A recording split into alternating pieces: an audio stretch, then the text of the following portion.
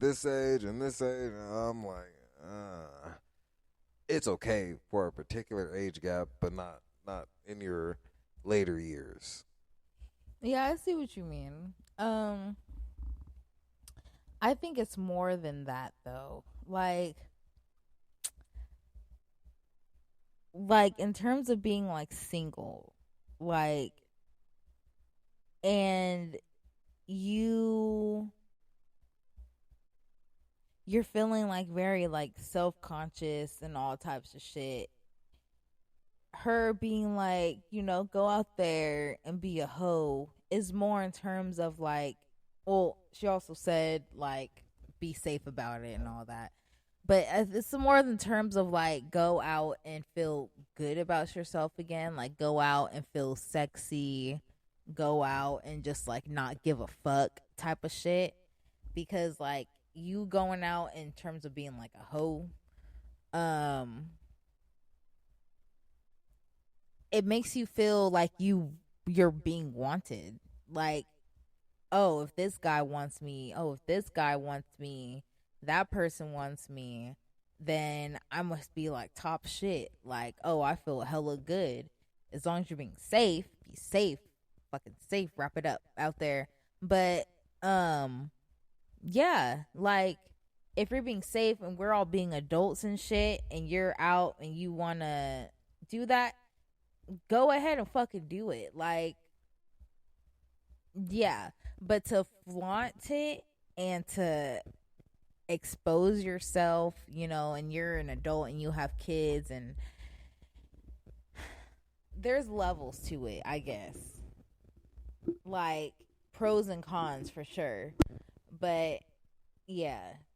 Because kids, I mean, not necessarily kids, but like younger people, we're gonna expose it, we're gonna repost, oh yeah, it's a whole night, like, oh, me and my friends are home tonight, or hoes don't get cold, like type of shit. Like that's just how we talk and how we were. But when you get with someone, usually how me and my friends talk, be like, oh, I can't be a hoe no more, like the hoes are inside. Like it's just how we talk. But we're not necessarily like literally hoeing like we have pimps or some shit. Like, no, it's just like a term. Like, you go out and quote unquote trying to be a hoe, trying to get free drinks, looking, how you looking type of shit. I say, like, everybody has a whole phase. Every fucking body does. Majority of the time is when you're younger and single. But I'm not talking about phase. But I'm saying, if your goal in life, if you don't feel wanted, or you don't feel like that, you don't get that attention like that, Mm-hmm. there are other ways in doing that. Yeah. Do something with yourself personally. Get your self love up. You know what I mean? Right. Find that But yourself. yeah, exactly. Find your fucking self.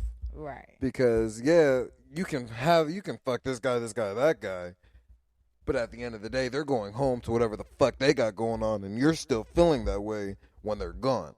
Yeah. So that's why I'm against like advocating go out and just fuck who you want to fuck. Like, do that. Have your fun, yeah. Yeah. But understand, you're still human. You're still gonna be fucked up in the head at the end of that shit. That motherfucker, he gonna go back to whatever he got going on. There's some, nah, but they don't really give a fuck about how the other person thinks. It's just them getting that out, them doing that is making them feel better. And that's why I say it's Yeah. more of a phase, because it's not just a one-time phase and you're done. Like I know motherfuckers that are in their 30s and are having that phase. Yeah. But It's not a phase then. it comes to a It's stop an though. issue. No one does that their whole life, and they love Yeah. it. You know what I mean? That be the case, be a porn star. Get paid to fuck motherfuckers in. You would fucking think. Like if it's a sex addiction, there's things for that. Right. You know what I mean? But if you're looking for clarity, if you're looking for other shit along the lines, and for a therapist to be like, go ahead, stretch your shit out. Like, she didn't even say these females are beautiful. She just said, go out there and fuck who you want to fuck. Okay, I yeah. mean, she can't even say they're beautiful. She don't know what they look like. Exactly. But put a broad statement out there. If you know that these are people that have insecurities, be out there. You know you look beautiful. Go out there, put your best outfit on, put your best makeup on, and just have a fucking ball. And whatever happens, happens. You don't have to put that title of hoe on it, though. You know what I mean? Like, putting a title of hoe. I mean, that's just the lingo for today, though. I know. I'm just saying, like, yeah. Like this generation is so gung ho on titles like that. Mm-hmm. Like it starts with, I wouldn't even say it doesn't even start with the music.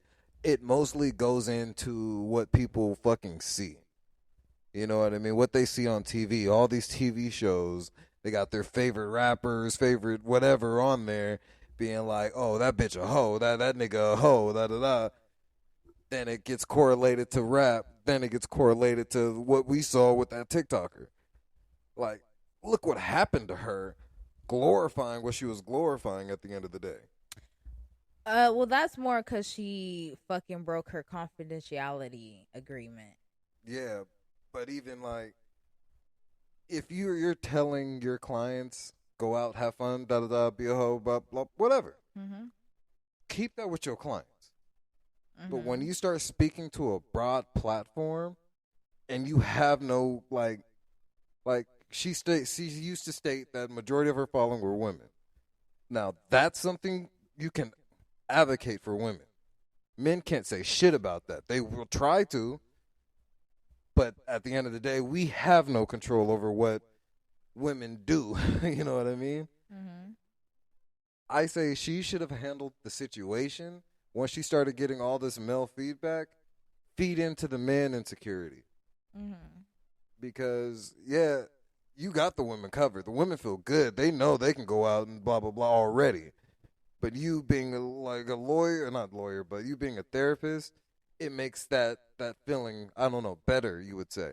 Because if a guy heard that from a woman or another guy, they'll be like, okay, so it is okay for me to go out and do that and da-da-da-da-da. Mm-hmm. But don't, I guess my biggest thing with it is how loosely she was using that term. Ho. Yeah, like yeah. It's I don't know. It leaves a weird taste in my mouth because with the background I have, is like it's weird because when you think of a hoe, it's a motherfucker that's selling a pussy on the street. That's what I'm saying. Like it's not literally a pimp and a hoe. And that's why I'm like it takes that thinking process. Like they're not literally talking like a hoe. It's like that. Okay, for example, Amber Rose, she has that slut walk. Yeah. That whole slut shaming, the whole slut everything.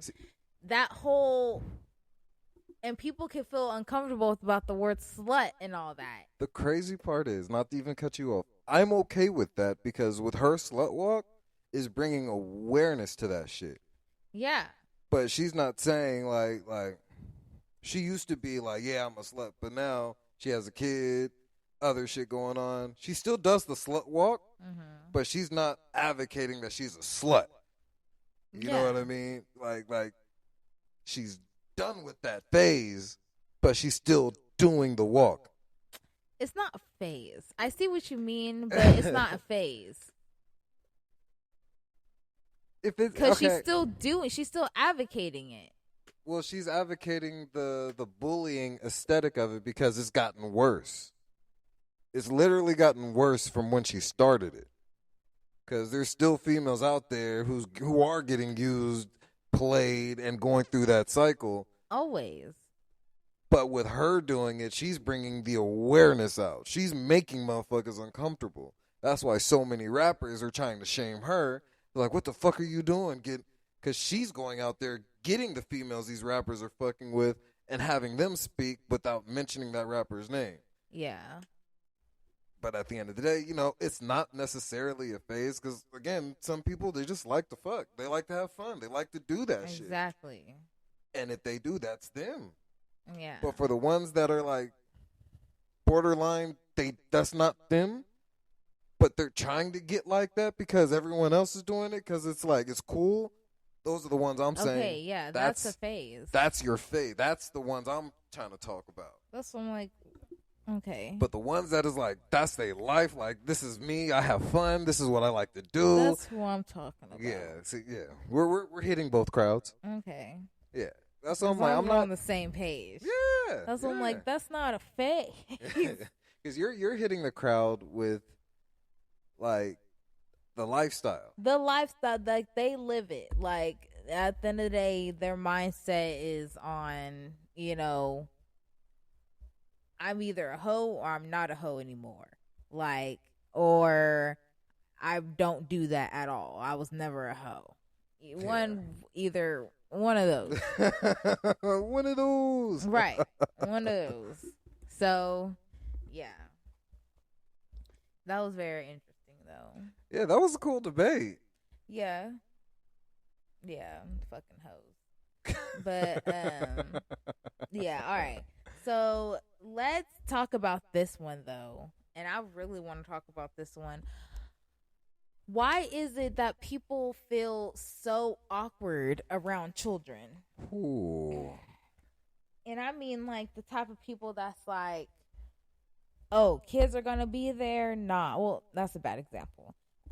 People would be like, oh, I don't want to hold that baby. Or like, oh, I don't want to be around them kids. Or like, they just get so like awkward. So awkward and like, fuck them kids type of attitude. Oh. Like, why are people like that? And this is people who don't, coming from someone who doesn't have, like in this example, like coming from someone who doesn't have kids. Like, I would say, like, for the most part, it depends on how those kids are. Because a lot of people see the stereotype on TV again. That's where a lot of this generation gets that fuck them kids from. Because they'll watch TV and be like, oh, these kids are fucking bad. Or they'll have a badass nephew or a badass niece. mm-hmm. That's all they know. Yeah. So they assume every fucking kid is like that. Yeah.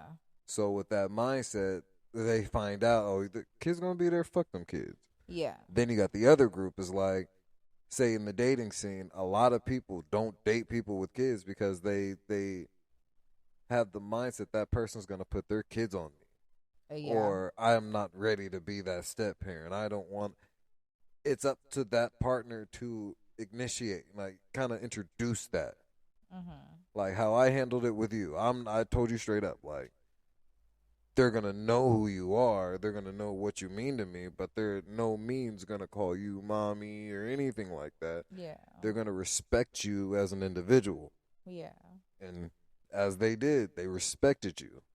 Yeah. Most people don't have that type of discipline. Most of these parents, they put a tablet in front of their kid and be like, here you go, until the end of the day.